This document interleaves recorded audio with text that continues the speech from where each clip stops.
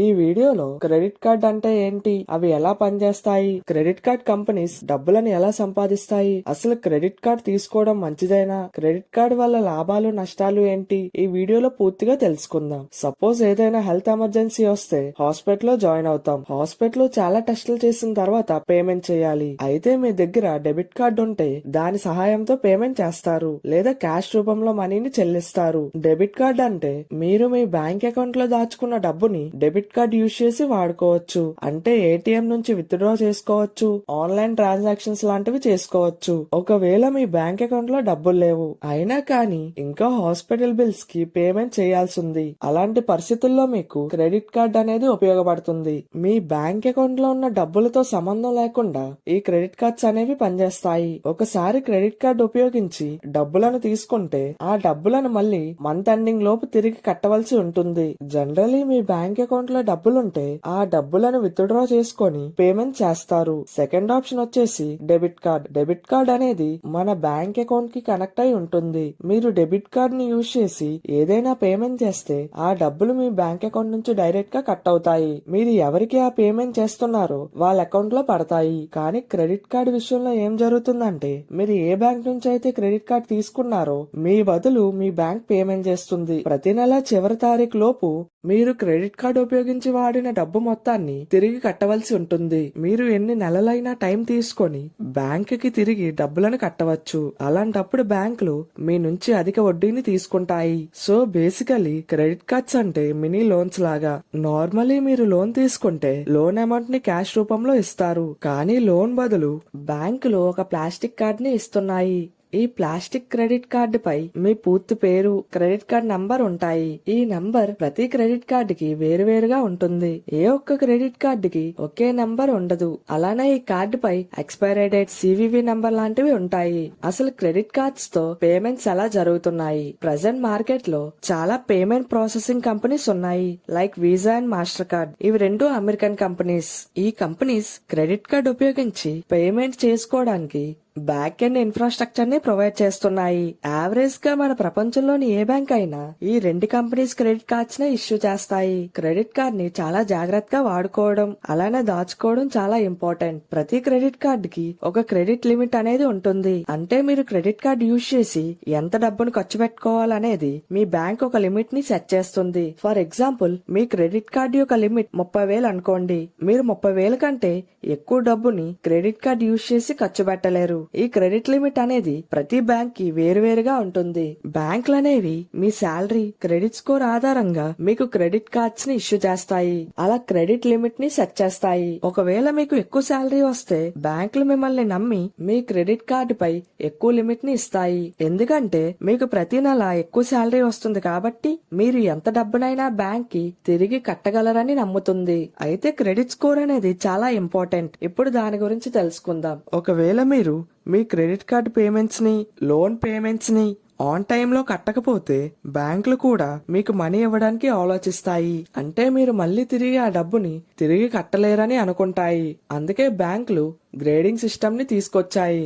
బ్యాంకులు అనేవి మీకు ఒక స్కోర్ ని ఇస్తుంది. దాన్నే క్రెడిట్ స్కోర్ అని అంటారు. ఈ క్రెడిట్ స్కోర్ అనేది 300 నుండి 900 వరకు ఉంటుంది. ఒకవేళ మీ క్రెడిట్ స్కోర్ అనేది 750 నుండి 900 మధ్యలో ఉంటే దాన్ని ఎక్సలెంట్ క్రెడిట్ స్కోర్ అని అంటారు.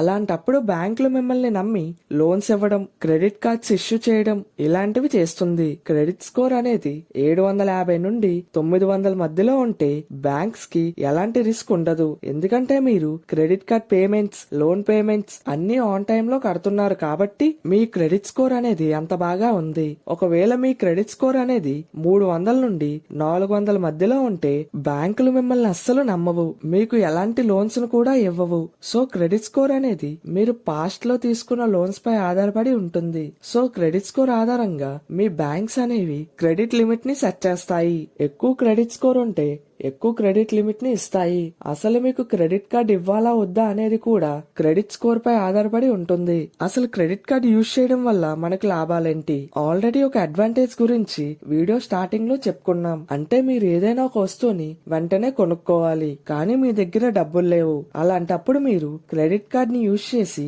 మీకు కావాల్సిన వస్తువుని కొనుక్కోవచ్చు. సెకండ్ అడ్వాంటేజ్ వచ్చేసి డెబిట్ కార్డ్ యూజ్ చేయడం కంటే క్రెడిట్ కార్డ్ ని యూజ్ చేస్తే ఎలాంటి రిస్క్ ఉండదు. ఒకవేళ మీ డెబిట్ కార్డ్ పోయింది, అలాంటప్పుడు మీ బ్యాంక్ అకౌంట్ నుంచి డబ్బులను ఈజీగా దొంగలించవచ్చు. డెబిట్ కార్డ్ నుంచి దొంగలించిన డబ్బును వెనక్కి తీసుకురావడం చాలా కష్టం. బట్ క్రెడిట్ కార్డ్ విషయంలో అలా కాదు. మీకు తెలియకుండా ఎవరైనా మీ క్రెడిట్ కార్డ్ ని యూజ్ చేసి డబ్బులను తీసుకుంటే, ఒకవేళ ఫ్రాడ్ అనేది ఏమైనా జరిగితే బ్యాంకులు ఆ విషయంపై ఇన్వెస్టిగేట్ చేస్తాయి. ఎందుకంటే అవి బ్యాంకు డబ్బు కాబట్టి. ఒకవేళ నిజంగా ఏదైనా ఫ్రాడ్ జరిగితే బ్యాంకులు తిరిగి ఆ డబ్బుని వెనక్కి తీసుకొస్తాయి. ఇండియాలో మీ క్రెడిట్ కార్డుతో ఏమైనా ఫ్రాడ్ జరిగితే మీరు ఫ్రాడ్ జరిగిన 3 రోజుల్లోపు బ్యాంక్ కి రిపోర్ట్ చెయ్యాలి. అలా చేస్తే కస్టమర్స్ లయబిలిటీ ఈజ్ 0, అంటే మీకు ఎలాంటి నష్టం ఉండదు. సో బేసికలీ క్రెడిట్ కార్డ్స్ విషయంలో రిస్క్ మొత్తం బ్యాంక్స్ పైనే ఉంటుంది. థర్డ్ అడ్వాంటేజ్ వచ్చేసి మీరు క్రెడిట్ కార్డ్స్ ని యూజ్ చేస్తున్నందుకు బ్యాంకులు మీకు కొన్ని రివార్డ్స్ ని ఇస్తాయి.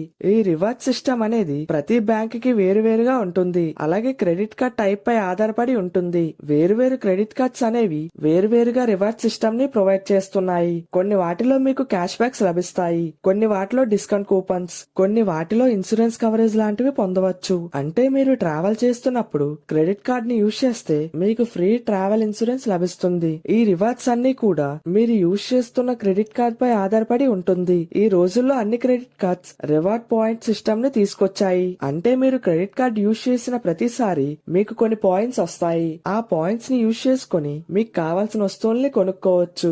అసలు మంచి క్రెడిట్ కార్డ్ ని ఎలా తీసుకోవాలో తెలుసుకుందాం. ఒక క్రెడిట్ కార్డ్ ని తీసుకునే ముందు మీరు 3 విషయాల్ని మైండ్ లో పెట్టుకోవాలి. మొదటిది, ఏ బ్యాంక్ నుంచి క్రెడిట్ కార్డ్ తీసుకుంటున్నారు? ఆ బ్యాంక్ ఏమైనా రివార్డ్ పాయింట్ సిస్టమ్ ని ప్రొవైడ్ చేస్తుందా?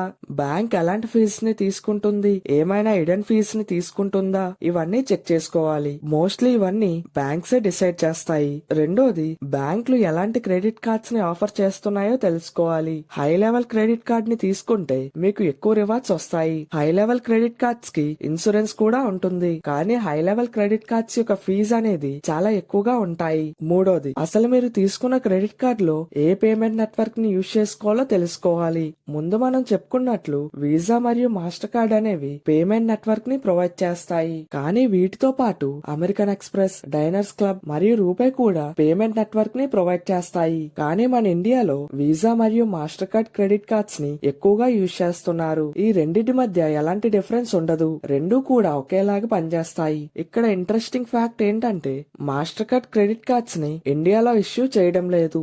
మాస్టర్ కార్డ్ కంపెనీ ఎప్పుడైతే మన దేశానికి అనుగుణంగా రూల్స్ అండ్ రెగ్యులేషన్ ని పాటిస్తుందో అప్పుడే మళ్ళీ కొత్తగా మన దేశంలో మాస్టర్ కార్డ్ కార్డ్స్ ఇష్యూ చేయబడతాయి. అయితే బ్యాంకులు వేరు పేమెంట్ నెట్వర్క్స్ ని యూజ్ చేసి క్రెడిట్ కార్డ్స్ ని ఇష్యూ చేస్తున్నాయి.